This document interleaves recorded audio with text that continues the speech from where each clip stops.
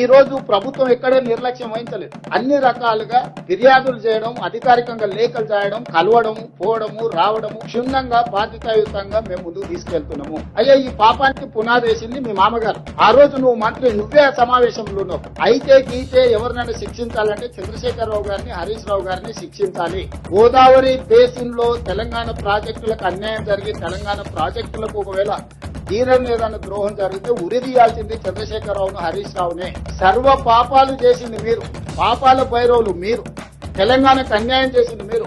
కాంట్రాక్టర్లు ఇచ్చే కమిషన్లకు మీ ఇద్దరి కలయికనే ఒక కాంట్రాక్టర్ పెట్టిన సమావేశం. నీళ్లు, నిధులు, నియామకాలనే నినాదంతో రాజకీయ పార్టీని మీరు ముందుకు నేర్చుకుని అధికారంలోకి వచ్చి ఆ నీళ్లకు సంబంధించి కృష్ణా బేసిన్ ఉమ్మడి రాష్ట్రంలో మొదలుపెట్టిన ఒక్క ప్రాజెక్ట్ అయినా పూర్తి చేసిండ్రా చంద్రశేఖరరావు గారు? కాసుల కక్కుర్తితోటి తుమ్మిరేటి దగ్గర కట్టకుండా వదిలేసి అబద్దాలు ప్రచారం చేసి మేడిగడ్డ, సుందిల్లా, అన్నారం లిఫ్టులు కట్టి పంపులు పెట్టి మీరు కట్టుడు కూలుడు 3 ఏళ్లలో జరిగిపోయింది.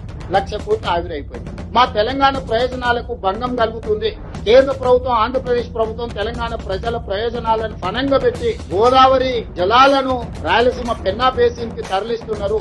ఇది మాకు తీరని అన్యాయము అని చెప్పి కోర్టుకు వెళ్ళినప్పుడు మనకు న్యాయం జరుగుతుంది. ప్రాజెక్టులు పూర్తి చేయకుండా వదిలేయడం వల్ల ఆ కృష్ణానది జలాలు కూడా రాయలసీమ లిఫ్ట్, ముచ్చమర్రి, పోతిరెడ్డిపాడు 44,000 క్యూసెక్స్ నుంచి 80,000 క్యూసెక్లు ఇవాళ శ్రీశైలం బ్యాక్ వాటర్స్ నుంచి రోజు 10 టీఎంసీ తరలించుకోవడానికి ప్రాజెక్టులు కట్టి వెనకొచ్చి నంద్యాల ఘాట్లు దారితోకి చేస్తాం. లారీల లోడ్ పోతూనే ఉంటుంది, లారీ చిన్న పోతూనే పైనుంచి సంతులు మాయమైతేనే ఉంటాయి. ఇవాళ రాయలసీమ లిఫ్ట్, పోతిరెడ్డిపాడు, ఇవాళ ముచ్చమర్రి, ఆ ప్రాంతానికి పోయిన నీళ్ళు అక్కడికక్కడనే మాయమైపోతున్నాయి. ఎక్కడ పోయినా తెల్లారిలో చూసే వరకు ఏం కనిపిస్తలేదు. దీనికి కారణం పోతిరెడ్డిపాడు కదా, నువ్వు చేసిన కుప్పటి కదా. రాయలసీమ లిఫ్ట్ నీ ఇంట్లోనే జీవో తయారైంది కదా.